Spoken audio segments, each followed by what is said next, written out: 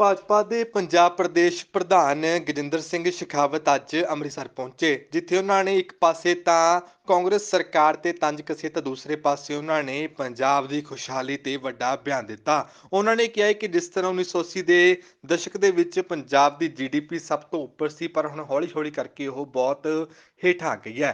ਤਾਂ ਦੂਸਰੇ ਪਾਸੇ ਉਹਨਾਂ ਨੇ ਵਿਕਰਮ ਮਜੀਠੀਆ ਤੇ ਦਰਜ ਹੋਏ ਕੇਸ ਤੇ ਵੀ ਆਪਣਾ ਬਿਆਨ ਦਿੱਤਾ। पूर्ण तौर पर कोई कार्रवाई नहीं की, छोटी एफआईआर, आप क्या कहना चाहते हैं? देखिए, मुझे लगता है कि अब क्योंकि केस दर्ज हो चुका है, पुलिस जांच कर रही है।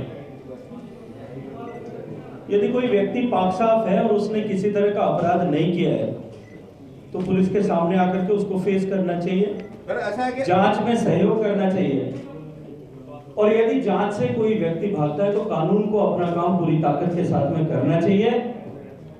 पंजाब के युवकों को नशे की गिरफ्त से बाहर निकालना, और जैसे मैंने कहा कि एक समृद्धि वाले पंजाब की छवि होती थी और दूसरे आजकल नशे से ग्रस्त पंजाब की छवि होती है, इसको निकालने के लिए भारतीय जनता पार्टी कृत संकल्प है। नशा मुक्त पंजाब करके रोजगार युक्त पंजाब बनाएंगे, समृद्ध पंजाब बनाएंगे, खुशहाल पंजाब बनाएंगे, भाईचारे का पंजाब बनाएंगे। इस संकल्प के साथ में भारतीय जनता पार्टी चुनाव के मैदान में। सर, ये आरोप लग रहे हैं कि ईडी का भय दिखाकर कुछ कांग्रेसी नेताओं को भाजपा अपनी तरफ शामिल करे।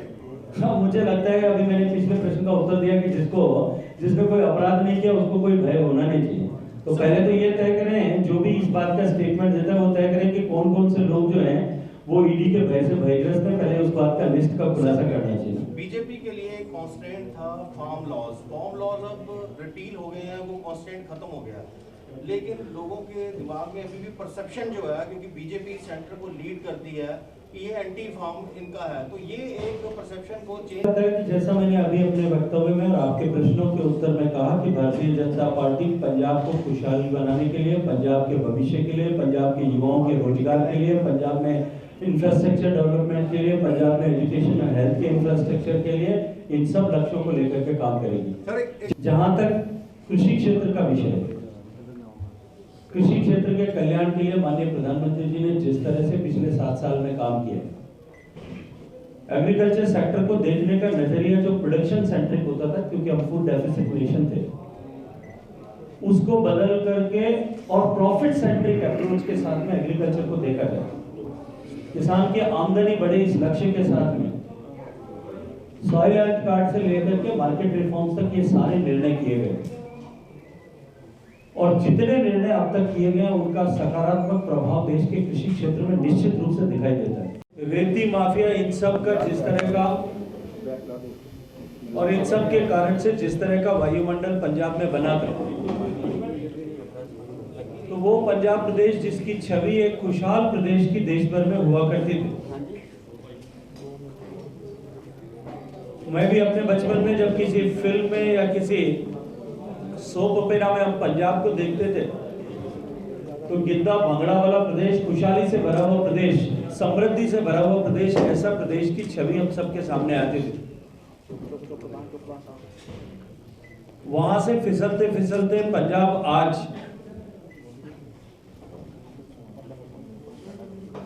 जैसा मैंने कहा कि नशे की गिरफ्त वाला, जुर्म की गिरफ्त वाला, और उससे भी आगे बढ़कर के माफिया की गिरफ्त वाला प्रदेश बना है। आप सब मित्रों को जिस बात की जानकारी है कि आज भी पंजाब में लुधियाना का सामाजिक ताना बाना, उसको डिस्टर्ब करने के लिए जिस तरह की घटनाएं हो रही हैं, पिछले दिनों गुरुद्वारे में जिस तरह की सटलेज की घटनाएं हुई, उनके भी तह तक जाने की आवश्यकता है। पिछले वर्षों में यदि हम उठा करके देखें, 5 साल पहले भी विधानसभा के चुनाव से पहले इस तरह के प्रयास हुए थे, और एक पॉलिटिकल पार्टी विशेष के संबंध भी, उनके जनप्रतिनिधियों के भी, उनके चुनाव में खड़े होने वाले प्रतिनिधियों के भी सूत्र उन सब घटनाओं से जुड़े थे। प्राप्त करने की कामना से इस तरह से सोशल हार्मनी के फैब्रिक को कमजोर करने का प्रयास तो नहीं किया जा रहा।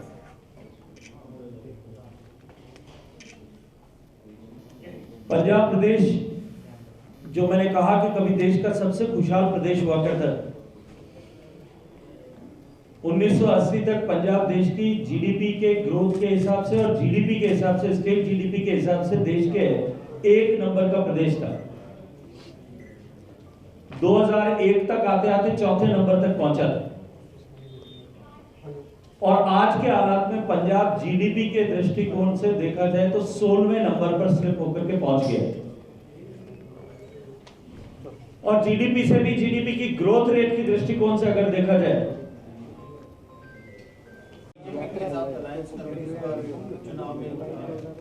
देखिए मुझे लगता है कि अभी इस बात की घोषणा करने का समय नहीं है। कैप्टन अमरिंदर सिंह साहब के साथ में हम चुनाव मिलकर के लड़ने वाले हैं, इस बात के संकेत माननीय गृह मंत्री जी, माननीय राष्ट्रीय अध्यक्ष जी, कैप्टन अमरिंदर सिंह साहब, हम सभी लोग दे चुके हैं। मुझे लगता है कि यहाँ से आगे की यात्रा अभी तो शुरू हुई है, अभी बहुत सारे अध्याय इस यात्रा में आप सब लोगों को देखने को मिलेंगे। बीजेपी का नेक्स्ट सीएम चेहरा क्या होगा जी? भारतीय जनता पार्टी में ऐसे प्रदेशों में जहां हम पहली बार चुनाव लड़ रहे हैं या लंबे अंतराल के बाद में हम सरकार बनाने के लिए चुनाव लड़ रहे हैं, वहां किसी भी चेहरे को लेकर के चुनाव नहीं लड़ा जाता। उत्तर प्रदेश में जब हम पिछले साल 2017 में जब हम 25 साल के बाद सरकार बनाने के लिए चुनाव लड़ रहे थे, तब आपने शायद किसी ने कल्पना नहीं की होगी कि योगी आदित्यनाथ उत्तर प्रदेश के मुख्यमंत्री होंगे। जब हम महाराष्ट्र में चुनाव लड़ रहे थे, तब शायद आपने कल्पना नहीं की होगी कि देवेंद्र फडणवीस चेहरा होंगे। भारतीय जनता पार्टी की परंपरा नहीं है, ये पार्लियामेंट्री बोर्ड चुनाव के परिणाम आने के बाद में तय करेगा। शेखावत जी, आज जो लुधियाना में ब्लास्ट हुआ, सीएम चरणजीत सिंह चन्नी वहां गए थे, उनका कहना है कि पंजाब का माहौल खराब करने की कोशिश हो रही है। कौन कर रहा है? पंजाब का माहौल ठीक बनाए रखने की जिम्मेदारी मुझे लगता है कि चरणजीत सिंह जी चन्नी जो पंजाब के मुख्यमंत्री, प्राथमिक रूप से उनकी है। जिम्मेदारी को स्वीकार करना चाहिए, न कि दूसरों के सिर पर डालने का प्रयास करना चाहिए।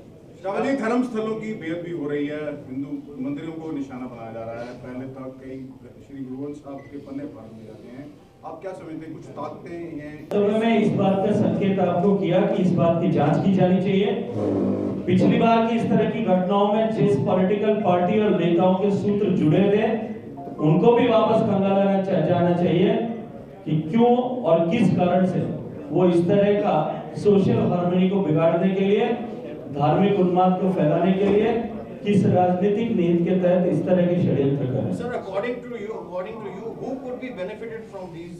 पिछले रिकॉर्ड उठा करके देख लीजिए, आपके सामने सब कुछ मौजूद है।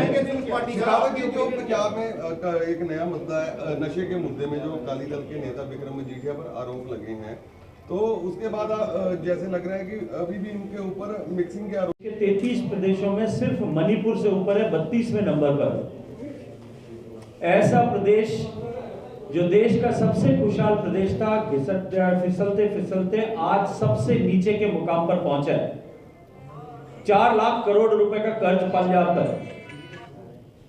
पंजाब की पॉपुलेशन के हिसाब से देखें तो हर पैदा होने वाले व्यक्ति पर, हर छोटे से छोटे बच्चे पर भी 1 लाख रुपए से ज्यादा का कर्ज जो है वो अपने सिर पर लेकर के पैदा होता है।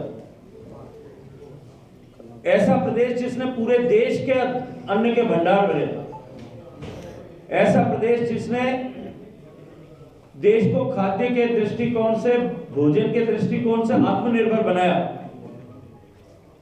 उस प्रदेश के इस तरह के हालात के जिम्मेदार कौन है? आज बेरोजगारी की दृष्टि से भी यदि पंजाब को देखें तो नेशनल एवरेज से दुगना अनएम्प्लॉयमेंट इंडेक्स जो है वो आज पंजाब में है। इंडस्ट्रियल ग्रोथ की दृष्टि से देखें तो निगेटिव इंडस्ट्रियल ग्रोथ वाले प्रदेशों की श्रृंखला में पंजाब है। यहां का उद्योग कल कारखाना, जिस तरह के हालात यहां बनाए गए उसके कारण से पंजाब को छोड़ करके दूसरे प्रदेशों में जा रहे हैं। चाहे मैं टेक्सटाइल की बात करूं, चाहे मैं वीविंग की बात करूं, चाहे मैं साइकिल इंडस्ट्री की बात करूं, चाहे मैं एग्रीकल्चर इक्विपमेंट एंड इंप्लीमेंट्स की इंडस्ट्रीज की बात करूं, आज यहां पंजाब से छोड़ करके दूसरे प्रदेशों में जाने को मजबूर है। ऐसी परिस्थिति में पंजाब के खुशहाल अतीत को लौटाने के लिए भारतीय जनता पार्टी इस बार पूरी ताकत के साथ में ऐसी सब शक्तियों को जो पंजाब की खुशहाली, पंजाब के गौरव, पंजाब में शांति, पंजाब में आर्थिक समृद्धि और पंजाब में के सीमावर्ती क्षेत्र की सुरक्षा करके चुनाव लड़ने के लिए तैयार है, उन सबको साथ लेकर के हम चुनाव लड़ने वाले हैं। और जिस तरह का वायुमंडल पंजाब में बना है, मैं विश्वास के साथ में कह सकता हूं कि भारतीय जनता पार्टी इस बार एक नया कीर्तिमान यहां बनाने वाली है। बहुत बहुत धन्यवाद। मैं शायद जैसा माननीय प्रधानमंत्री जी ने कहा कि शायद हमें कहीं कमी रह गई थी कि हम नहीं समझा पाए, या मुझे लगता है कहीं आप सब मित्रों का सहयोग जैसा चाहिए था वैसा नहीं मिल पाया कि हम नहीं समझा पाए। लेकिन जो कुछ माननीय प्रधानमंत्री जी ने पिछले 7 सालों में किसानों के लिए किया है, देश का हर एक अन्नदाता किसान उस बात को निश्चित रूप से मानता भी है, स्वीकार भी करता है। इसलिए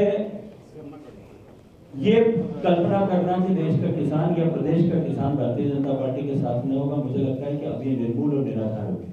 सर मेरा मतलब कहने का ये था कि बड़ा हैवी प्राइस पे करना पड़ा, 1 साल का आंदोलन चलना से करेंगे सर, वो सब मुझे लगता है कि मीडिया में सर एक चीज कहा जा रहा है कि जैसे चुनाव नजदीक आते हैं तो लोग धार्मिक स्थान का जड़ा रुख कर लेते हैं।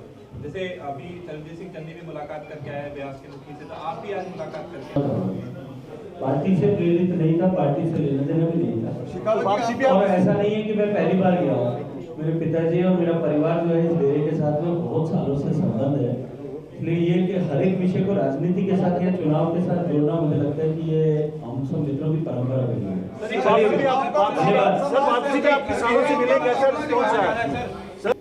आज किसानों से, आज किसान दिवस है, आज स्वर्गीय देश के प्रधानमंत्री स्वर्गीय चौधरी चरण सिंह जी की का दिन है। मैं भी रास्ते में पिंड में रुक करके किसानों के साथ में मिल करके आया, उनके साथ में बैठ करके गन्ना खेत में से काट करके गन्ने का रस निकाल करके वो गुड़ बना रहे थे, उस प्रक्रिया को भी उनके साथ में देख करके आया। और लगभग आधा पौन घंटा में किसानों के साथ में बैठा, वार्ता की, चर्चा की। इतना उत्साह किसान को, जो डायरेक्ट बेनिफिट ऑफ ट्रांसफर जो है एमएसपी पे प्रोक्योरमेंट का किसान को मिला है उसको लेकर के, और जिस तरह से पिछले 7 साल में माननीय मोदी जी की सरकार बनने के बाद में एमएसपी बढ़ी है और कंटिन्यूअस बढ़ी है, उसको लेकर के किसान सम्मान निधि का पैसा जो हर किसान के खाते में जाता है उसको लेकर के किसानों में एक बहुत अच्छा भाव देश की सरकार और माननीय प्रधानमंत्री जी के लिए है। मुझे लगता है कि ये जिस तरह की व्यवस्थाएं बनाने की कोशिश की गई है, जिस तरह का माहौल बनाने की कोशिश की गई है। SMZ पंजाब ਦੇ ਲਈ ਅੰਮ੍ਰਿਤਸਰ ਤੋਂ ਵਿਕਾਸ ਕੁਮਾਰ ਦੀ ਰਿਪੋर्ट।